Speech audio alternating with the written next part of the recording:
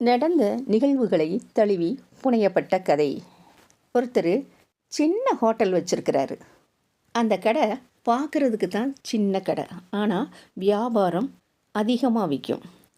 அந்த கடை மெயினில் இருக்கிறதுனால எப்போவுமே வியாபாரம் நல்லாவே விற்கும்.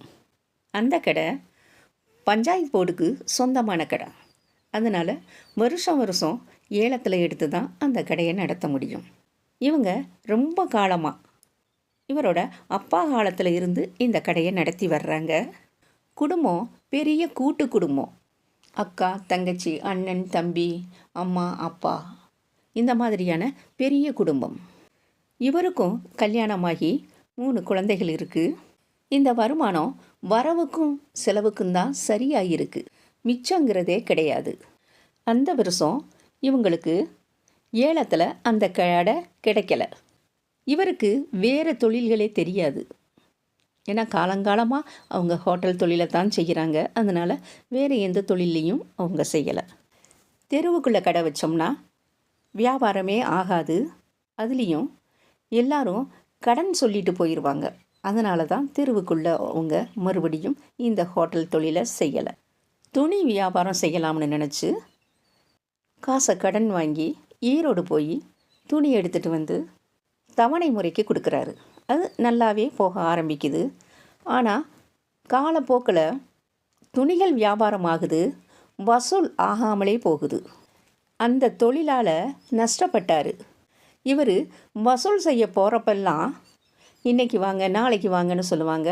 சிலர் வேலையே கிடைக்கல, வீட்டில் சாப்பாட்டு கூட இல்லை, இந்த மாதிரி சொல்லிட்டா இவர் கண்டித்து கூட கேட்க மாட்டார். இவர் திறமையானவர் தான், ஆனால் இறக்க குணம் அதிகமாக உள்ளவர். இனியும் இந்த தொழிலை செய்ய வேணாம்னு அதோடு நிறுத்திட்டு எங்கேயாச்சும் வெளியூருக்கு போகலாம்னு நினைக்கிறாரு. உள்ளூருக்குள்ளே அவருக்கு வேறு வேலைகளுக்கு போகிறதுக்கு சங்கட்டமாக இருந்ததுனால தான் வெளியூரில் போய் எந்த வேலையினாலும் செய்யலாம்னு நினச்சி தன்னோட 2 குழந்தைகளையும் மனைவியையும் கூப்பிட்டுக்கிட்டு கிளம்புறாரு. அந்த மூத்த பெண் குழந்தை 1ஆம் கிளாஸ் போகுது. அது வழி அனுப்புகிறப்ப அழுதுகிட்டே, அப்பா நானும் வாரேன்ப்பா, இங்கே பாருமா, நீ இப்போது பெரிய கிளாஸுக்கு போகிற, நல்லா படிக்கணும், பாட்டி சொல்கிறத கேட்கணும், உனக்கு என்னென்ன வேணுமோ அதெல்லாம் அப்பா வாங்கிட்டு வர்றேன். அந்த குழந்தையும் அழுதுகிட்டே தலையசைத்தது. திருப்பூருக்கு போன உடனே 2 நாளையிலேயே தன்னோட மனைவிக்கு வேலை கிடச்சிருச்சு. ஏன்னா மனைவிக்கு தையல் வேலை தெரிஞ்சதுனால பக்கத்துலேயே ஒரு கம்பெனிக்கு போகிறாங்க.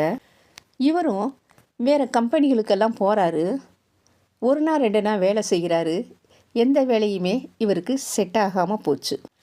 அதனால் இவருக்கு உதவி செஞ்ச சொந்தக்காரர், நானும் இந்த ஷோகேஸ் பொம்மை வியாபாரம் செய்கிறேன், நல்ல லாபம் இருக்குது, உங்களுக்கும் நான் கொஞ்சம் முதலீடு தர்றேன், இந்த தொழிலை செய்யுங்கன்னு சொல்லி பணமும் கொடுக்குறாரு.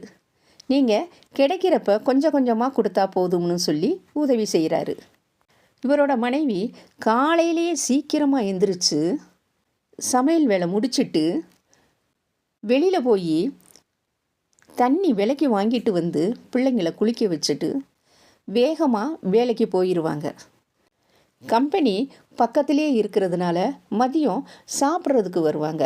அப்போ வந்து குழந்தைகளையும் பார்த்துட்டு சாப்பிட வச்சுட்டு போவாங்க. சில நேரம் ரொம்ப தூரத்தில் கம்பெனிக்கு போனால் வர முடியாது. காலையில் போய் சாயங்காலம் தான் வர முடியும். அந்த நேரத்தில் இந்த குழந்தைங்க பாத்ரூம் போனாலும் அதை கழுவ முடியாமல் சாயங்காலம் இவங்க வர்றதுக்கு முன்னாடியே குழந்தைங்க படுத்து தூங்கிடுவாங்க. அந்த ஹவுஸ் ஓனர் அம்மா வீட்டிலேயே இருக்கிறதுனால தான் கொஞ்சம் தைரியமாக இந்த குழந்தைங்கள வீட்டுக்குள்ளேயே விளையாடணும், கேட்டை விட்டு வெளியே போகக்கூடாதுன்னு சொல்லி அங்கேயே இருக்க வச்சுட்டு தான் இந்த அம்மா வேலைக்கு போனாங்க. இவங்க ரூமு ரொம்ப சின்ன ரூமு. அதில் 2 குழந்தைகளோடு வச்சுட்டு இவங்க படுக்கிறதே கஷ்டம். இதில் ஷோகேஸ் பொம்மைகளையும் கொண்டு வந்து வீட்டுக்குள்ளே இறக்குறாரு. அன்னைக்கு முதல் நாள் வியாபாரத்துக்காக வண்டியில் ஒவ்வொரு பொம்மையாக எடுத்து அடுக்கிறாரு. இந்த பெரிய பையனும் பொம்மைகளை எடுத்து எடுத்து கொண்டு வந்து அவங்க அப்பா கிட்ட கொடுக்குறான். சின்ன பையனும் குட்டி குட்டியாக இருக்கிறத எடுத்து கொண்டு வந்து கொடுக்குறான். எல்லாத்தையுமே எடுத்து வச்சுட்டு இந்த 2 குழந்தைகளுக்கும் அவர் சாப்பாடு ஊட்டுறாரு. சாப்பாடு ஊட்டிட்டு, இதில் மிட்டாயெல்லாம் இருக்குது, எடுத்து சாப்பிடணும், வெளியில் வரக்கூடாது, அப்பா சாயங்காலம் வர்றப்ப உங்களுக்கு நிறைய தின்பண்டம் வாங்கிட்டு வர்றேன்னு சொல்லிட்டு கிளம்புறாரு. இவர் அந்த தள்ளு வண்டியை தள்ள போகிறப்ப மனசுக்குள்ள ஒரு கஷ்டம். நம்ம ஊரில் ஒரு சொந்த கடையை வச்சு நடத்திட்டு ஊருக்குள்ள மதிப்பு மரியாதையோடு இருந்தோம். இந்த தள்ளு வண்டியை தெரு தெருவாக தள்ளிட்டு போய் வியாபாரம் செய்யணும். அதை நினச்சி மனசுக்குள்ள அவருக்கு தடுமாற்றமாகுது. அந்த நேரத்தில் தள்ளிட்டு போகிறப்போ 2 குழந்தைகளும் வீட்டை விட்டு வெளியே ஓடி வர்றாங்க. சின்ன குழந்தை அழுதுகிட்டே இருக்கான். அழுத முகத்தோட சிரிச்சுக்கிட்டே ஷோகேஸ் பொம்மை அப்படின்னு தன்னோட அப்பாவோட வியாபாரத்தை ஆரம்பித்து வைத்தான்.